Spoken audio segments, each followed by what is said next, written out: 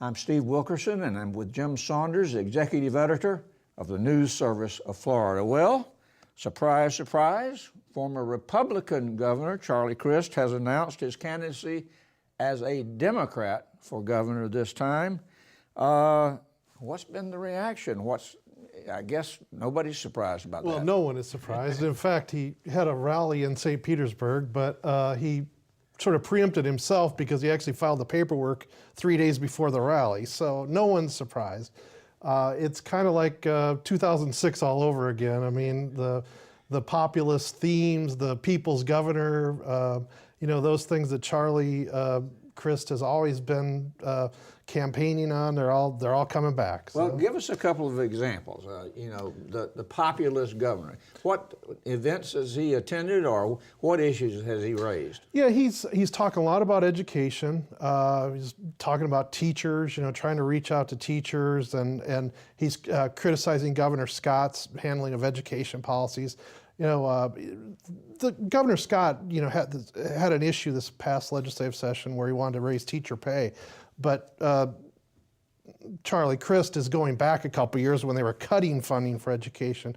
So that's one of the things that he's kind of hammering away at.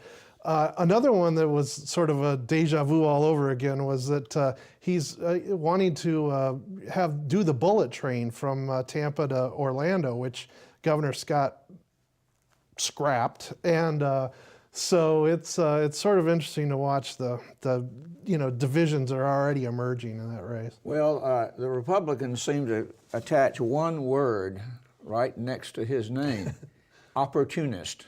I mean, do you sense that he is believable out there on the campaign trail, or is this going to be a continuing problem with him? It is going to be. I think we're going to hear that word more in the next year than we've heard it maybe ever in Tallahassee. I mean, everything they put out, the Republican Party puts out, or the Scott Committee, Let's Get to Work Committee puts out, says opportunist. They're trying to make Charlie look two-faced. They're trying to make him look like he has turned his back on the Republicans, said all this. He called himself a Reagan Republican years ago. He called himself a Jeb Bush Republican, and now he's a Democrat. So they are going to just keep hammering that message away and try to destroy his credibility is what it, when you really get down to it, I think that's what they're trying to do. They've already put out a TV spot, right?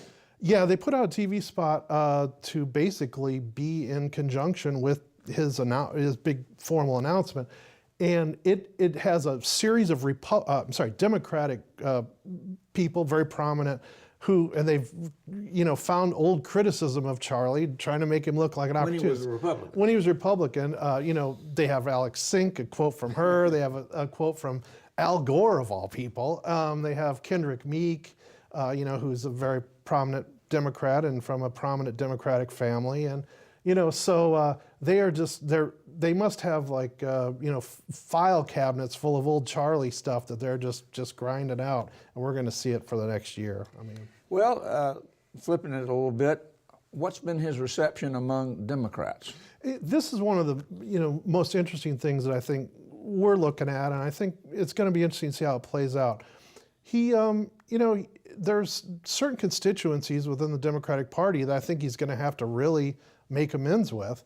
There's issues about, the other Democrat in the race is Nan Rich, who's a former senator.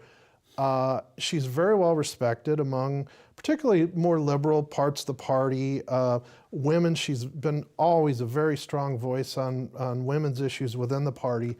There's for instance, the women in the party, or more liberal women in the party, I think Charlie's going to really have to make some amends to them. Another example was that years ago, when he was a Republican, he expressed support for a constitutional amendment to ban gay marriage. And he was at a Democratic conference in Orlando a week or two ago, and he came out and apologized to the essentially the LGBT caucus, which is lesbian, gay, bisexual, and transgender caucus about that position. So there's some groups like that he's really going to have to make amends with. On On the other hand, he seems to have very strong support among black Democrats, at least the black Democratic leadership. So that's a very important constituency within the party.